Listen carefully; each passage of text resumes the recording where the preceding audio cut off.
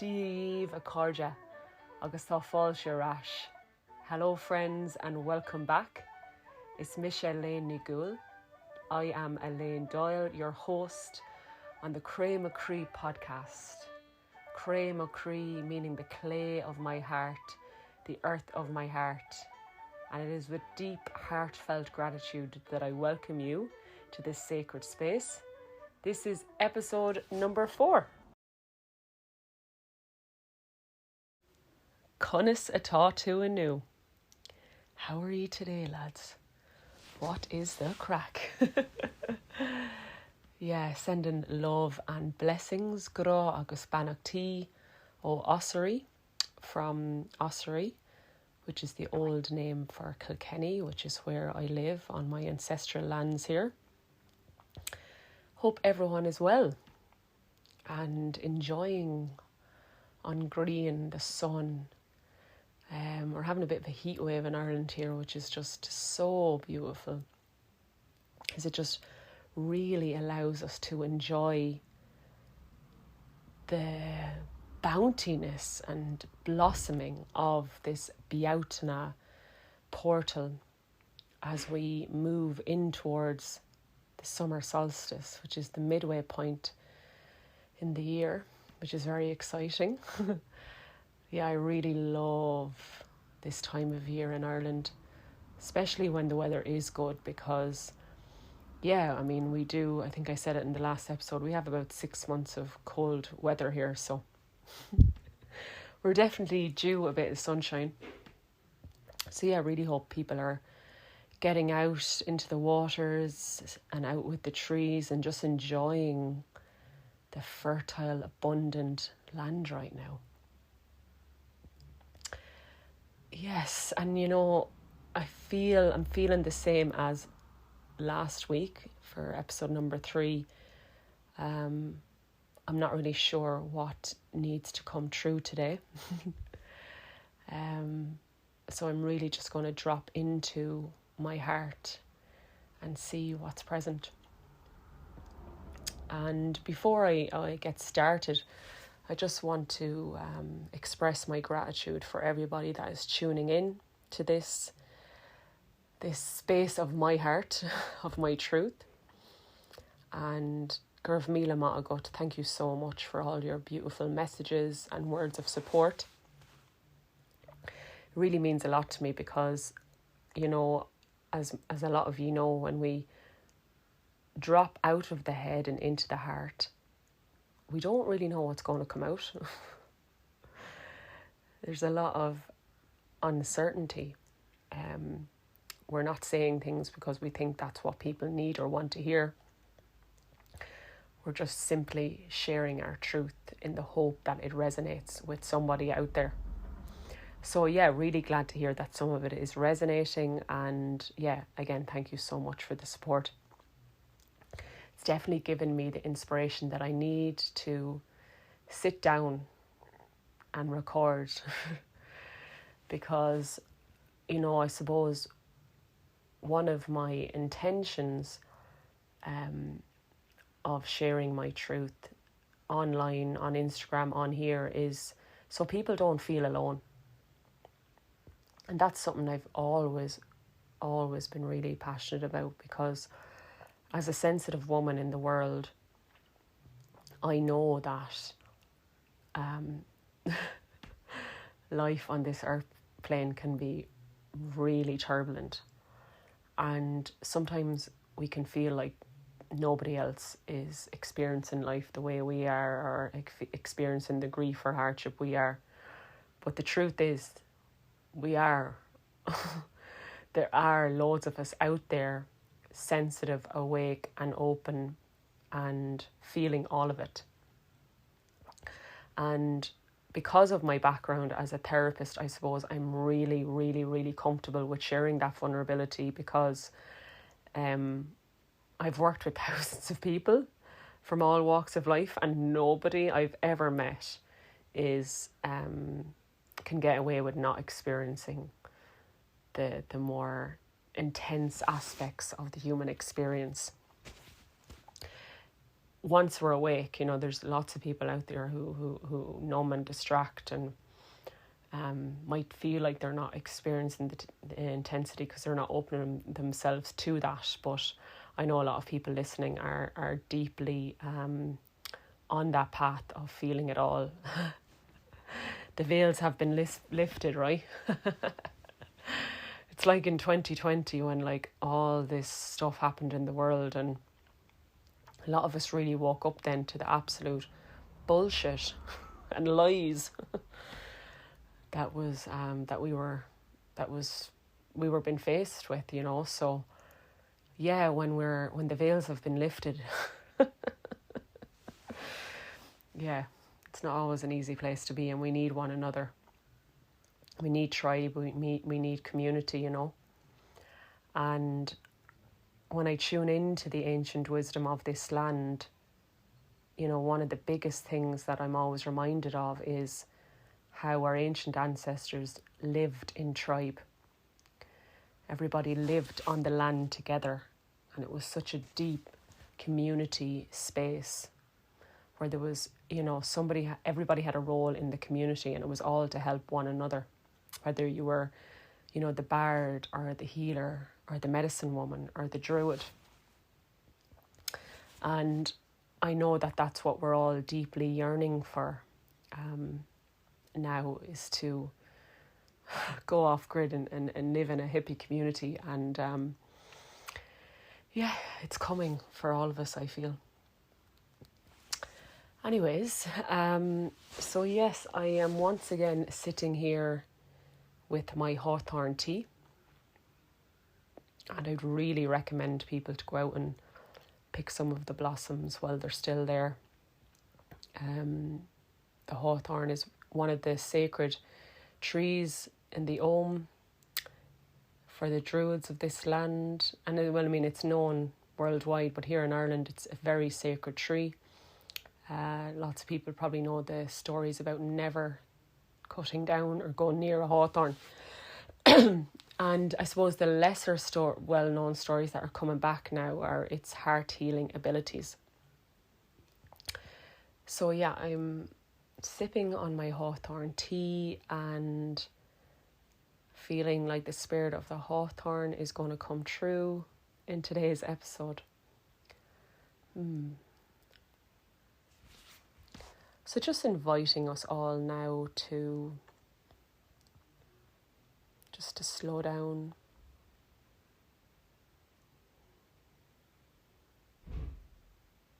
Thome in Macree anish an talamh neafa.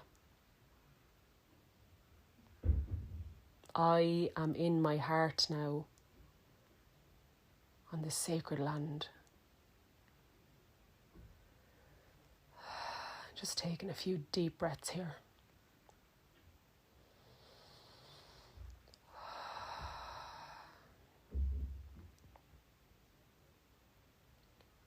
And giving yourself permission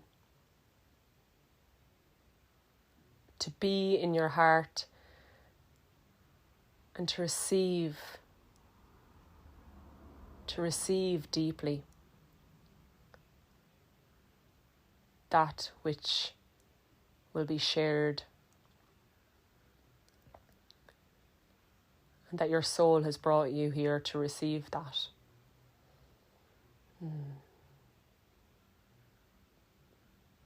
You deserve this time to just be and open your heart and receive.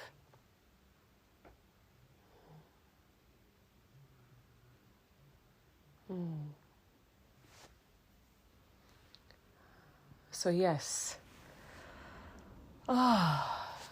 what needs to come true today on the 27th of May 2023? I was just reflecting the other day. I was actually being interviewed for someone else's podcast, and I was realising that we're in the epicenter of this global heart-led awakening. Started in 2012, and the energies are said to last about 20 years. So we're in 2023. So we're really in the center point. And now we're in the center, or in the midpoint of the wheel of the year. And I think that's why a lot of us right now are really, really, really feeling the depths of it, and perhaps experiencing another awakening. Now, I know as not enlightened beings, I wouldn't say I'm enlightened just yet now. As an awake being, I'm changing every fucking week right now. But definitely since the Bjautna portal, I'm noticing a massive shift. And I shared about it really in the last episode, about love and been cracked wide open. So I feel like I might end up repeating some of that. I'm not sure, but let's see. Yeah, so what I'm feeling the last few weeks is, since the Ishnok fire and the pilgrimage to Loch Crew, is this view of love, of what love means, has just absolutely exploded and changed. And I'm kind of like looking around with new eyes and like a little baby being like, all right, this is what it's all about. And I'll go more into what that means, but yeah, it's like, what does love actually mean? Is what I've been sitting with the last few weeks. What is love?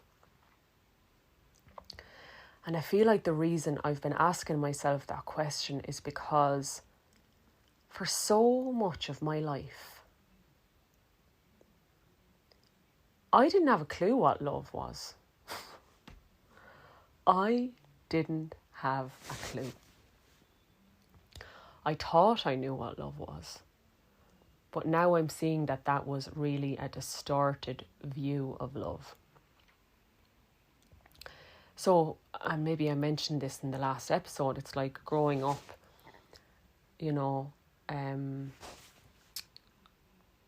I knew my family loved me, but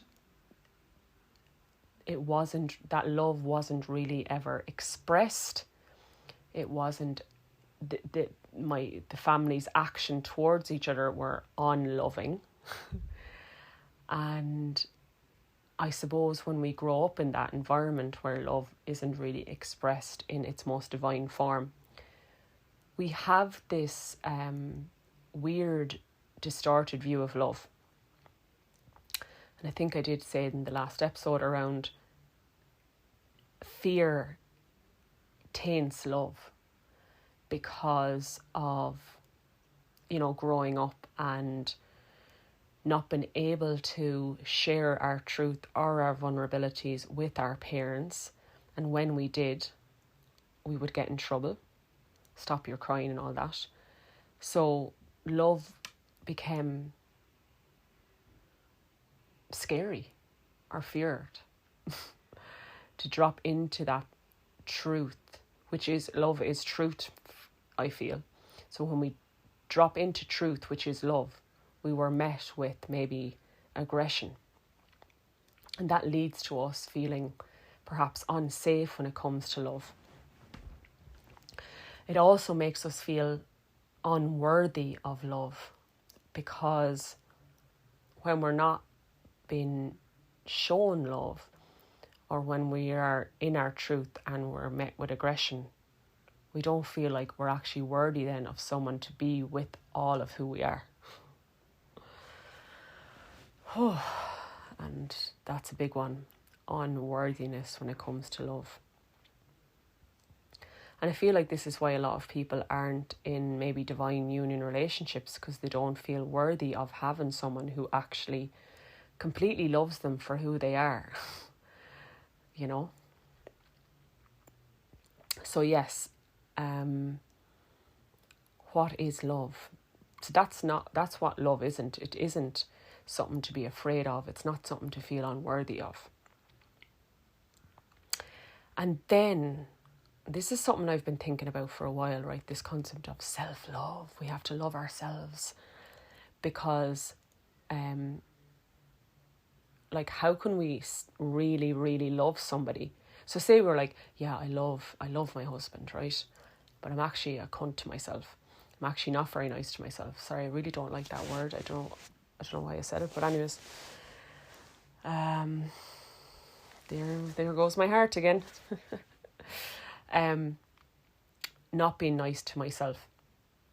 And it's like, how is it possible to really love somebody else and not love ourselves? And I wonder if it is really love we have for someone else if we don't have it for ourselves. Now, I'm going to repeat that again. So if we say we're in love with someone else, but we're really unkind to ourselves, what is that energy we have for someone else? How can it really be love when there isn't a well of love within ourselves, for ourselves? Okay? And I'm going to keep explaining this. If we are actually in our natural true essence, which is love, that is our natural essence, when we strip away all the conditioning, all the lies, all the distortion, all the judgment, we are love. And when we actually reside in that essence, not only do we have an amazing amount of love for ourselves, we automatically are loving towards those around us and have a deep well of love then for people we are very intimate with. And to me, that is what love is. It's when it's our natural frequency and energy. Okay? And I mean, there's no judgment around this. This is just my musings on it right now, or has been for a while. So if we are saying, oh, I'm so in love with him, my husband or boyfriend, and there isn't an ounce of love for ourselves, I have a theory that is some sort of codependent feeling, and where we love them because we actually need them to give us love, to heal our wounded inner child, to meet all of our needs that we are not stepping into ourselves. And we're not stepping into meeting those needs ourselves because we're not in our actual natural essence, which is love. So I really hope that makes sense, or it lands. And again, I'm not saying that's correct. It's simply my view on it. And I am seeing how much I still have to come back into my natural essence of love. Because I'm seeing how, especially in past relationships, which I mentioned last time, was how that was really distorted love, where and that's why the relationships were not great, because I was manifesting them from this place of lack, or a lack of love within myself. So if we're not anywhere close to our natural essence of love, and we're in a deeply unloving place within ourselves, we just attract people basically who mirror that, who don't show up and aren't loving towards us. And it was a couple of years ago when I really stepped onto this path of love, of learning to like myself, learning to love myself. And then I started to attract these amazing people into my life, brothers and sisters. And I knew that was a sign that I was definitely on the right path, and I was doing the work and I was doing the healing. And it reminds me of, I was working in James's hospital with older people, and I went on a home visit, and I visited this older man, and he said to me, show me your friends and I'll tell you who you are. And I remember I was going out with I was in a really abusive relationship, and I wasn't hanging around with the best crowd, let's just say. I was in my early 20s, and I remember being like, fuck, I need to start my life out. And that phrase, that piece of wisdom has stuck with me for so long. And now I can thankfully say I'm at a pace in my life where my friends are amazing and loving and rooted and safe. And it's a sign of my own healing journey. We are so worthy of having people around us who love us dearly and are really good to us. So yes, I'm noticing that, okay, I'm doing good with coming back to my natural essence, which is love. But in the last few weeks, I've just seen through that initiation at Loughcrew, I've seen where there is more room for love, or there's chambers in my heart and my being that are parched of love. And I don't feel the energy around that is like, oh, I'm not healed yet, or I need to fix. It's actually really beautiful. It's like, wow, I get to bring more love into myself. This is a beautiful and exciting journey, because I don't want to be hiding parts of myself that have been unloved. I want to bring them into the light. I'm going to have a sip of Hawthorn as I percolate that one. Because this has been how the Hawthorn has been supporting me this past few weeks. Is I've been sitting out in the garden with her, and she says, true love, which is what I'm talking about, it's not when we're desperately needing it from someone else, it's when it comes alive within us, our natural essence. When that comes alive, it shines a light on everything that isn't love. Jesus. And I'm sure you all know what I'm talking about. Once we awaken and come onto the path, all of our trauma is seen. And that is love. That is love. And we come down onto this earth plane to feel love. And we have to experience the exact opposite as well, because that is love as well. It just feels very different. Love is the highest vibration and frequency there is. And when we feel that presence of love, either within ourselves or with our lover or with our children or with our family, it's the most amazing thing in the world. Grief, pain, trauma. It's a quite different vibration, but it's still beautiful and healing.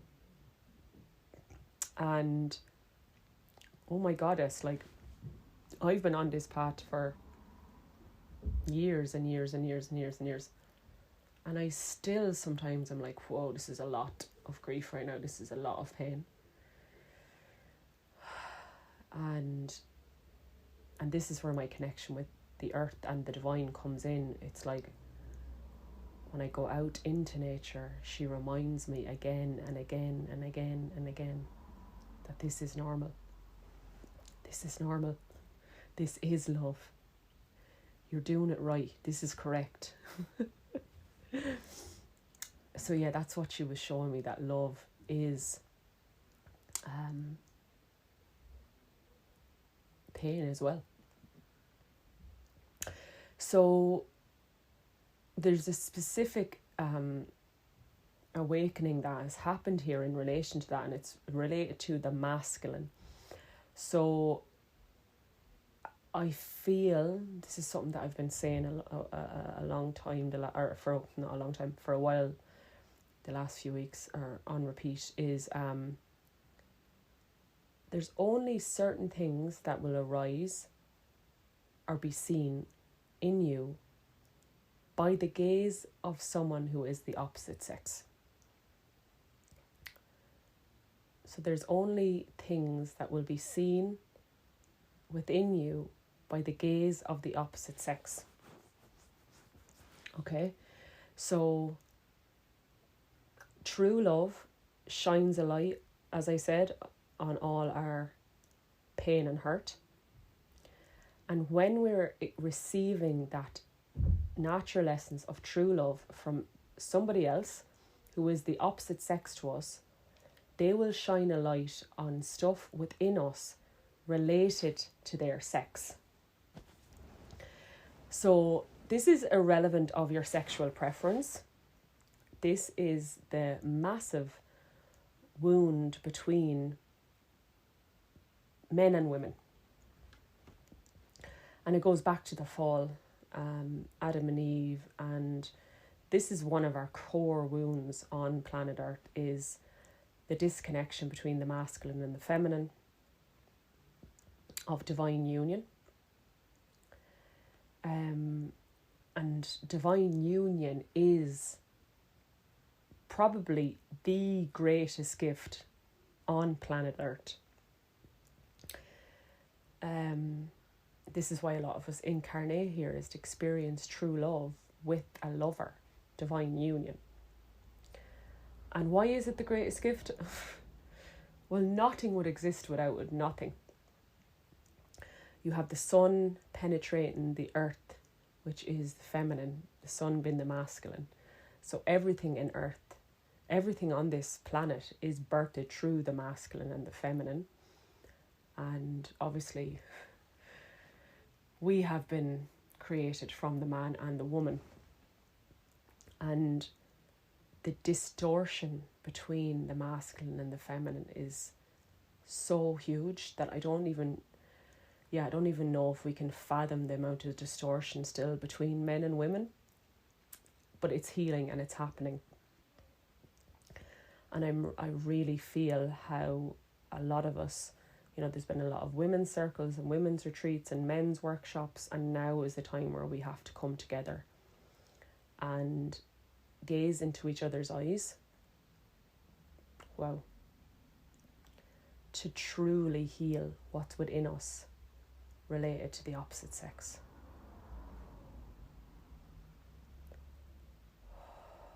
Yeah, and it feels big and potent and needed. So praying now for more opportunities for us to do that together on the land in Ireland and all around the Celtic Isles this summer.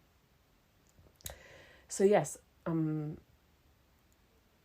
back to the thread that I was on about love shining a light. So yes, as I said, whether it's a woman or a man, when the opposite sex gazes at you with true love, it will open a whole big can of worms, basically.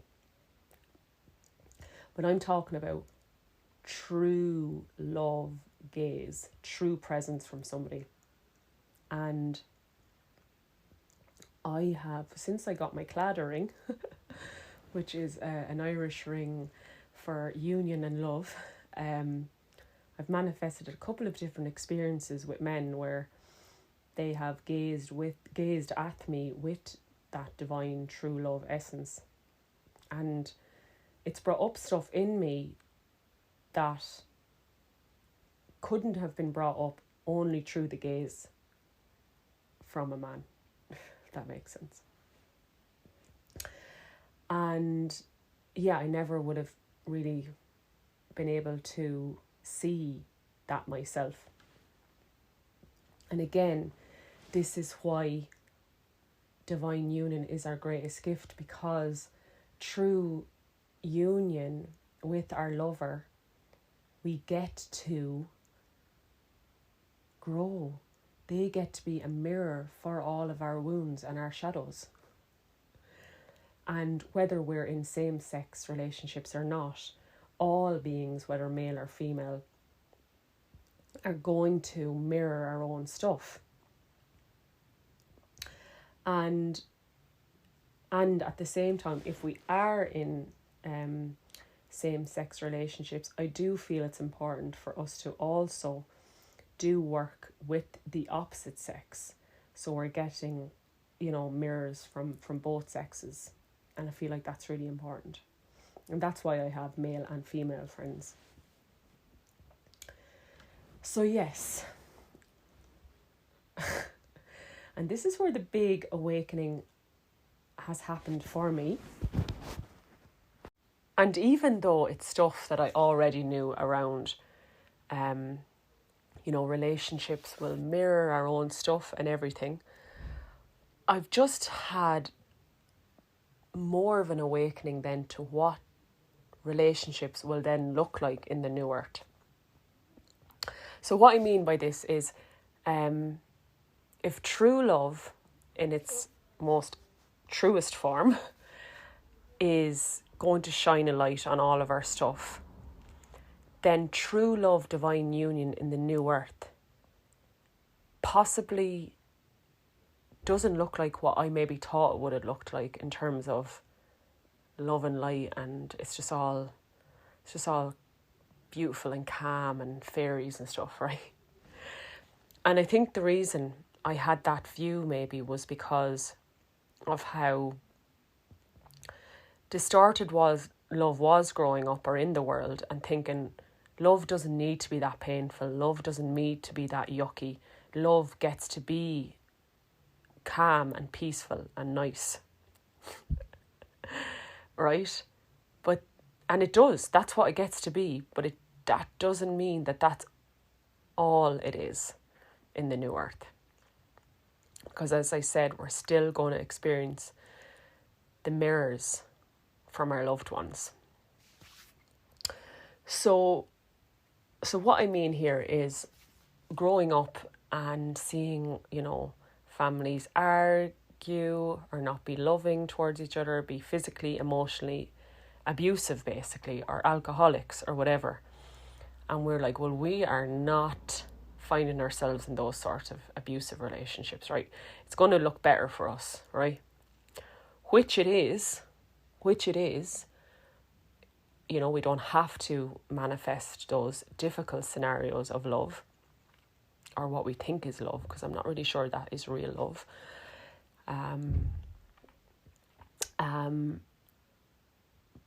So we're saying no to that.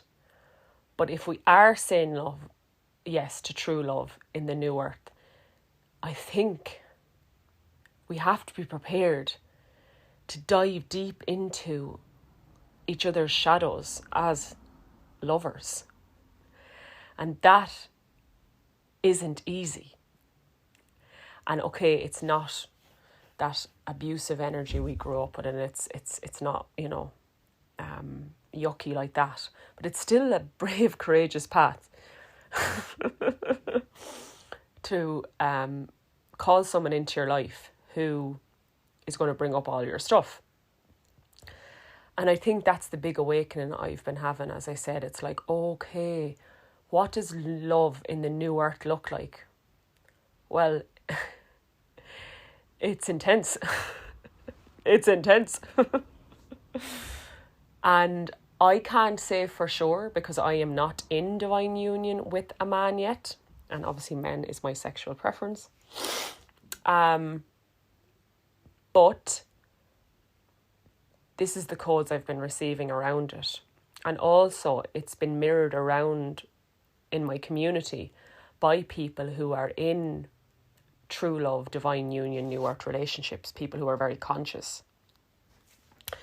And I actually would love to get these people onto my podcast to share their love story, because I think it would surprise a lot of people who are maybe awake and conscious and waiting for divine union to come into their life. Because a lot of their stories were very similar in relation to how explosive the start of their relationship was. Because their true love, them both embodying true love, mirrored all of their wounds and trauma. Yeah, when they gazed at each other, it just brought up all of their stuff. And as I said, and in this example, they're male and female, so the masculine and feminine gazing into each other's eye brought up everything. And if you're in a same-sex relationship, well, you're manifesting someone who's probably going to do the same. And yeah, hearing those stories made me realise that, oh gosh, I'm probably expecting it all to be love and light and easy because it's the new earth and stuff. And they were like, yeah, no, that's not our experience. And maybe I said it in the last episode, it's like, yeah, I could maybe marry someone who isn't awake or on the path of the heart, but that wouldn't be what my soul wants, because that person wouldn't challenge me. And I know I am calling in a man who is going to help me evolve. And one of the ways he's going to help me evolve is by bringing up all of my shadow and trauma. Because if we don't bring that up to the light, then it's subconsciously making us dependent or non-loving or disconnected from ourselves and the land and from them. So I know, and it's the same with my friends in my life, they have really brought up so much of my core wounds. And that's what I manifested them so they would help me. And I really see that in the New Earth community. We are here to trigger one another, because when we are triggered, we get the opportunity to look into what was the original wound here. Okay, so right now in this moment, you're being mean to me, or I feel like you're being mean to me. But when I look deeper, this has actually got to do with my 5-year-old self, who always felt like she was getting in trouble for everything she did wrong. Like she could not do anything right. She was always walking on eggshells, let's say. And then we get to look at that and acknowledge that core wound. We get to bring love to our younger self who didn't feel loved or seen or wanted. And luckily in my relationships, I've been able to go deep into my core wounds and to bring love to those parts of myself. And I'm seeing now how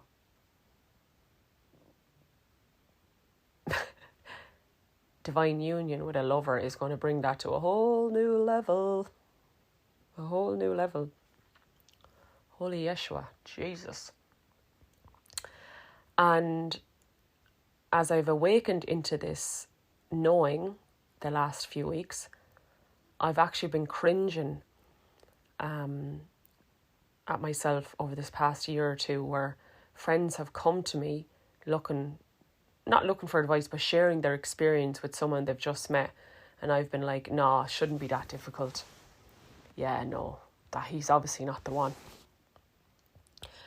And when I reflect back now, I'm like, that was really not the best advice, or even reflection. I never really give advice. I might just make a reflection. It's like, because, yeah, as I said, these conscious people are going to bring people into their lives who are going to challenge them. Now, obviously, there's a difference here between getting into a relationship that's actually abusive and really not safe. I'm talking about relationships where both people are really conscious and on the path and dedicated. But what is happening is both their wounded inner childs have been triggered because of the true love present in their relationship. And yeah, in both circumstances, in two couples I know, I was like, oh my God, I just don't know. That's a lot. Like, I feel like that would be a boundary cross for me. I wouldn't be able for that. And in one of those circumstances, luckily that person didn't take on my projection and they're getting married in August, thankfully. But their relationship showed me that, like, true love, divine union in the new earth means loving your lover's shadow and trauma.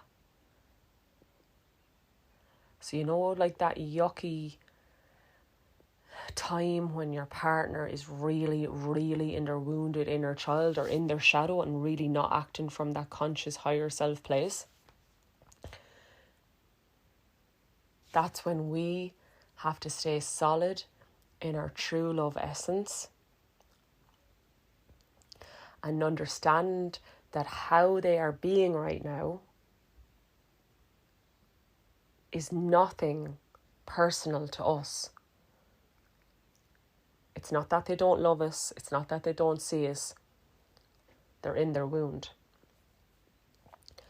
And I think this is massive, because what happens if somebody does something maybe out of integrity in a relationship, what happens is then we feel triggered. We're like, they don't love me. They don't see me. So their wound has brought us into our wound. And then we reject them. We're saying, no, get out of my life. Okay, so how we can change that pattern is knowing that when I am love in my truest essence. When somebody in my external environment is doing something out of integrity, that doesn't mean they don't love me, because I am love. And when we can come into that heart-centered space and we can approach them with love and compassion and forgiveness for what they've done, we then get to bring the relationship into a more aligned place, and we get to help our lover or our partner to heal their wounds and come more into their highest self. And I can use that example with friends. That's what's happened with friends in my life, where I can see that they're maybe pushing me away or bitching about me because they're in their wound. And when I hold that really solid place, being like, I love you, I love you, I love you, I love you, I love you, that allows the other person to come more into that loving essence. I really hope some of this is making sense. And again, who do we do that with? Because that is a lot of dedication. Okay? To do that, to unconditionally love somebody even when they do things out of integrity. We do that for the people who we know are meant to be in our lives. Who we just know are meant to be in our lives. And I have a good sense of who that is now. I remember when I met my friend Helen from Avondale Retreat, I was like, I just know we're going to be in each other's life forever in this incarnation. I just know. So yes, and Helen has shown me so much deep love and compassion as well. And we just hold that space for one another when either of us has to go into a wounded place. And I think it's the same with lovers. I do feel like we just know when it's someone we're going to be in a long-term relationship with. I think we just know, and I think we have to allow ourselves that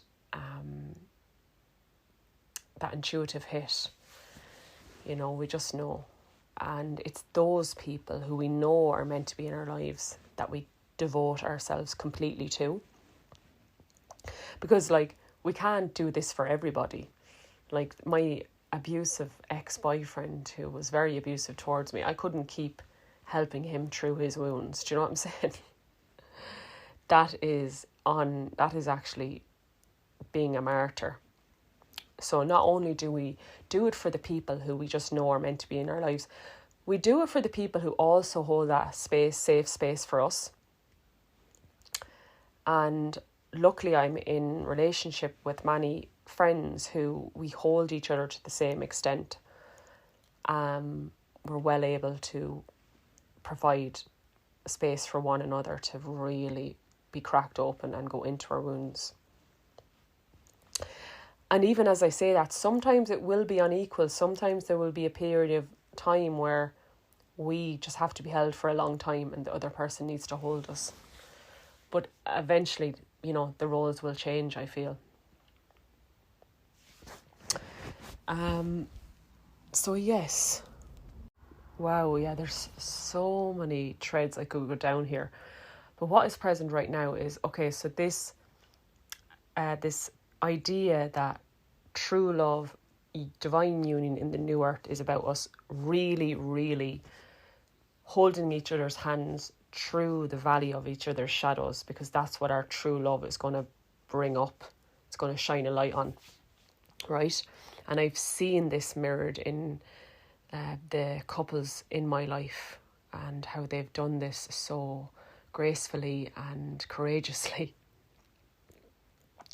And what I've experienced myself with men this past while, and what my friends have mirrored or have said back to me, is that the feminine has to lead with this work. Now, the feminine is the energy within men and women. And the reality is women embody more of this feminine energy than men. So this is not about us being unequal, but it is being realistic about, like, women are naturally more able to go into their emotions and vulnerability than men. So how we as women, we have to lead with that. We have to bring men into that vulnerability. Because it's not only because they maybe don't embody as much feminine energy. It's been shunned upon in society for men to actually feel, you know, toxic masculinity around man doesn't cry or feel, and how absolute bullshit that is.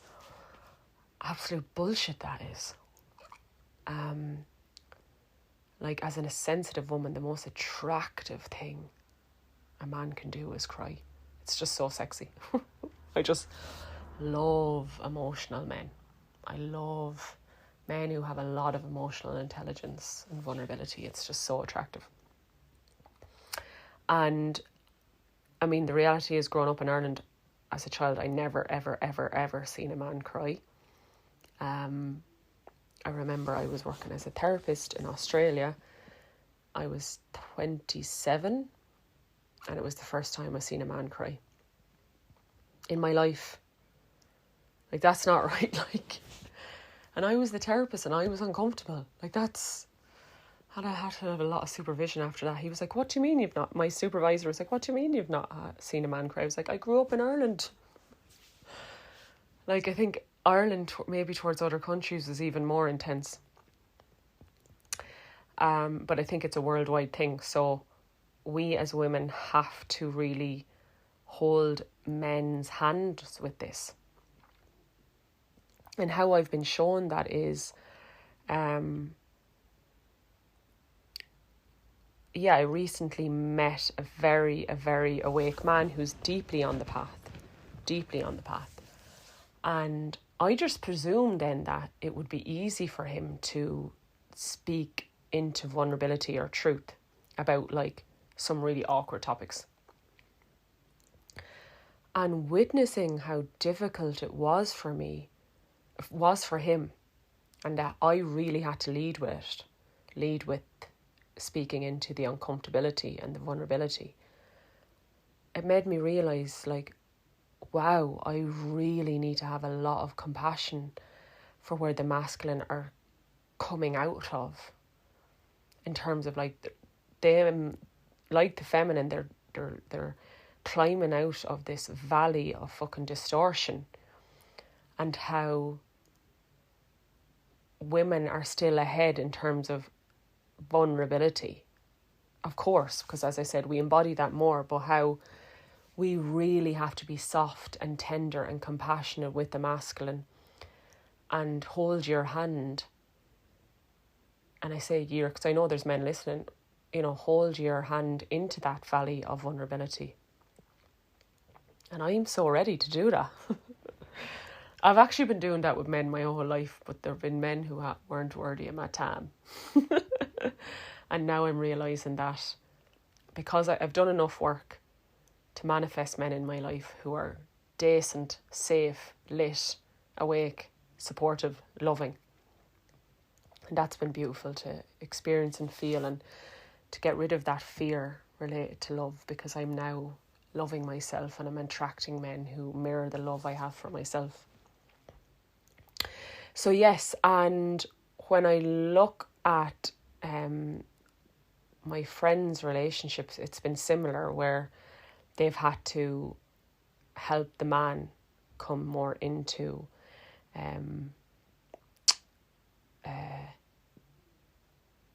being open with being vulnerable.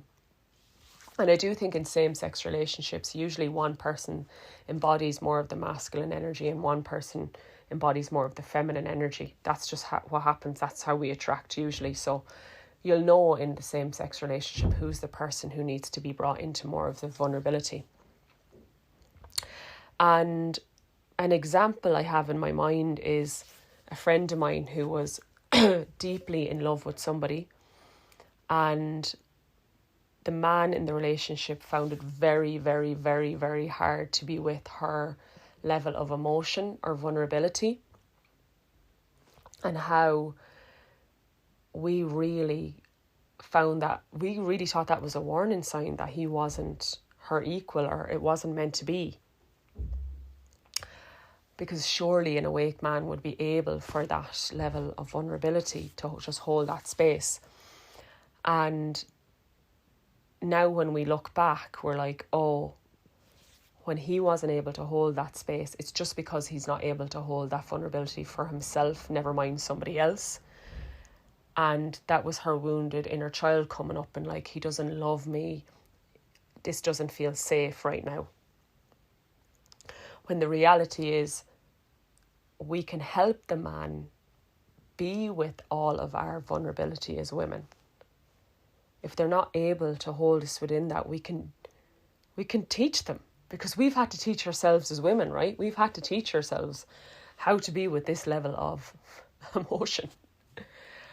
And of course there is lots of things then that the man will teach us. Like, I really feel like I'm going to learn so much from my lover and my husband and my partner around structure and showing up and all those things that the men embody more of. Like, yeah, I was around a group of men from Sacred Sons a few weeks ago, and I just loved the divine masculine qualities that they were embodying deeply, and I was learning a lot from them. So this is an equal thing, but I suppose I'm a woman, and I'm seeing where my distortions have been with the masculine in relation to, oh, he needs to be able to hold me and all my emotions straight away in a relationship. Well, actually, we have to lead with that. And I'm thinking of my friends who have been married for a long time and in a very divine union relationship. And they've openly said that, like, the man in the relationship had to learn over a period of time how to be with the raw divine feminine. He didn't know how to do that straight away. And this same man has said to me many times, Elaine, when you meet a man, the chances are he hasn't gone to the depths of emotion that you have, because you're a woman and you deeply feel a lot. So perhaps you will have to like help him with that. And it's only now that I really get what he means. How could a man go to the depths of grief I've had to go to. He's not a woman and he's not me, and he hasn't experienced the trauma or grief that I've experienced. So it's like expecting him to like, and maybe he will be able to be with that all straight away. It's probably a bit unrealistic. I'm open to it though. But yeah, I suppose we have to really be open to the fact that we have to learn from one another, especially at the start of our relationships. And that's what a lot of the newer couples I was talking to about were saying, that things are solid and great, but to build those really strong foundations at the start of our relationship, we actually had to go in straight into the wounds and heal that. And within passing that threshold of being with each other's wounds, we actually have really, really, really strong foundations now.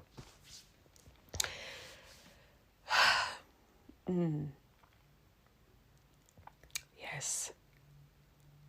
Wow.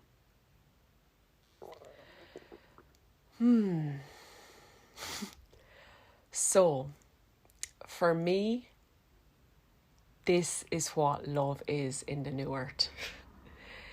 It's about, firstly, sourcing love from within ourselves rather from somebody else.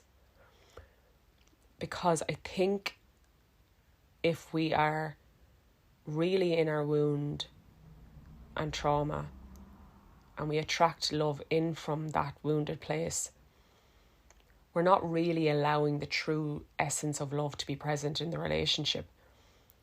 Because what we're really needing is, we're actually wanting them to mother and parent ourselves, mother and father us, and give us the love our parents never gave us.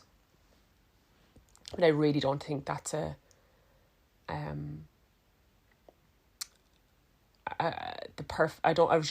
really don't believe that that's where we want to be attracting love from.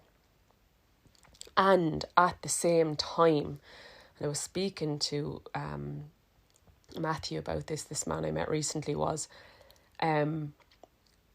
while we're learning to love ourselves and heal ourselves, are we worthy of having people in our lives, having a lover in our lives that loves us while we're learning to love ourselves 100%? And it's actually really needed. Yes, it's really, really, really, really, really needed. It's like Mother Earth loves me unconditionally even when I'm not loving myself. So we are allowed partners in our life, our friends who love us even when we're not loving ourselves. So I'm not saying none of us can get into relationships until we completely love ourselves. No, but I do think personally, from my own path, the more I love myself and tend to my own wounds and my own trauma, the more healthier my relationships in the external are. And this could be like you've had a partner for 5 years and now you're learning to love yourself. Well, that's automatically going to help your relationship with your partner. Or maybe it's like me, it's going to help me call in somebody that's more in alignment. Or it's going to help me call in somebody that's here to be in relationship with me in its most purest form, rather than me manifesting like someone who I need to be my father or my mother. Yes. And I think it's an ever-evolving journey. And actually, the more we come into relationships with one another, whether it's true friendships or love, or like sexual intimacy or romantic intimacy even, the quicker we are going to evolve as well. So even, I think I used to always say it's better to date than to not date. And sometimes now I've had a long period of celibacy, but when we're dating or in a relationship, we get to really evolve. So it's like,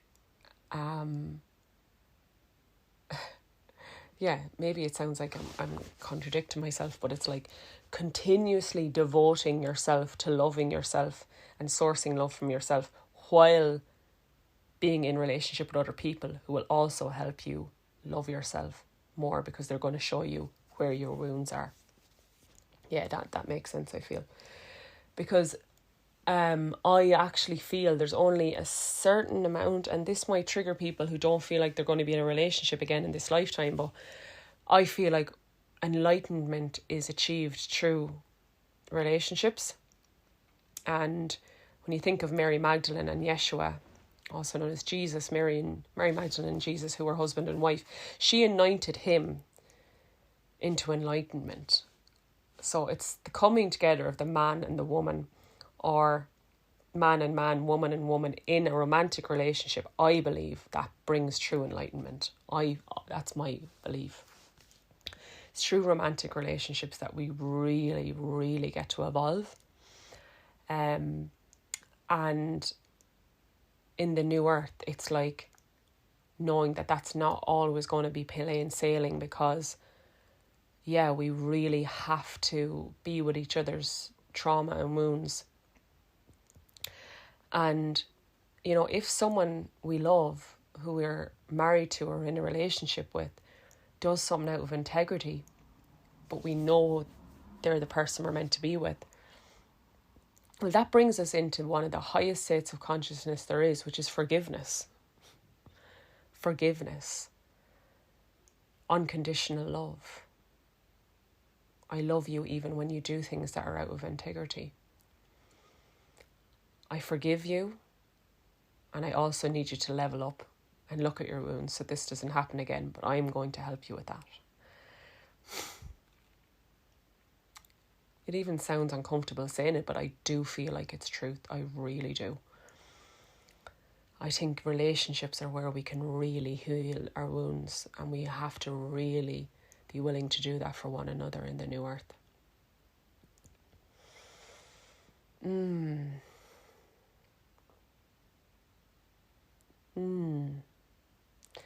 So there we go. Shanae, I think. I mean, obviously I could go on for hours about this topic, but I feel like that's what's wanting to be shared now. Let me just tune in and see.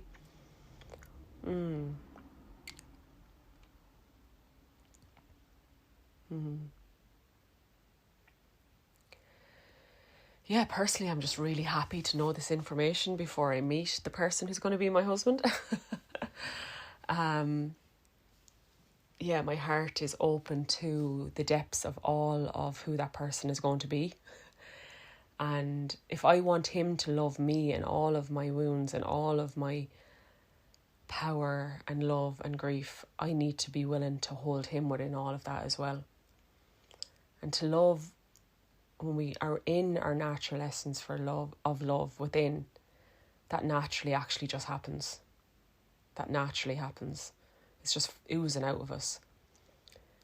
It's when we need that person to be our source of love, and when they do something wrong, that's when we reject them, because we needed them to be a certain way.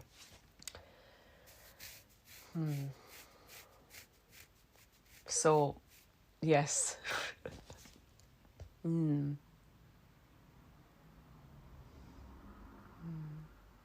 So I suppose my prayer for the end of this episode is that we all continue to tap into the infinite supply of love within our hearts. And may the blossoming hawthorn that is all around this island right now support us with that remembrance and journey into more love. And may we release any thoughts, beliefs, frequencies and energies that are not love from our being. May we release all of that now. And I know every time I go to the waters now, I'm asking the waters to help me release anything that is not true love and asking those waters to help us all come back to our natural essence, which is love. So there we go, some musings on what love is, what divine union might look like in the new earth. Yeah, I really hope that some of that made sense. And yeah, I will see you in the next episode.